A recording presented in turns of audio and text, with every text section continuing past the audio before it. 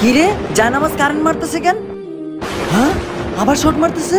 এক কাজ করি, ইমাম সাহেবরে ফোন দেই। হ্যালো ইমাম সাহেব, আপনি জলদি জলদি আমার বাড়ির পাশে জমির মধ্যে আহেন। ঠিক আছে, আসতেছি। হ্যাঁ আচ্ছা।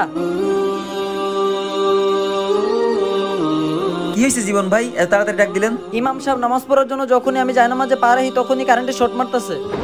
কি ভাই? আচ্ছা, আপনি ওই লোক না যে এলাকার ভিতরে সব থেকে বড় সুদের ব্যবসায়ী? হ্যাঁ ইমাম সাহেব। দেখছেন ভাই, আল্লাহ তাআলা আপনার এই জানামাজ দাঁড়ানোর তৌফিক দিতেছে না, তাহলে আল্লাহ তাআলা আপনার এতগুলো গুনাহ কিভাবে মাফ করবে বলেন? হে আল্লাহ, আপনি আমার মাফ করে দেন, আমি আর জীবনে সুদের ব্যবসা করবো না আল্লাহ। জীবন ভাই, যান এখন নামাজ পড়েন। কি ইমাম সাহেব? হ্যাঁ ভাই, যান নামাজ পড়েন, কারণ আল্লাহ তাআলা ক্ষমাশীল এবং দয়ালু।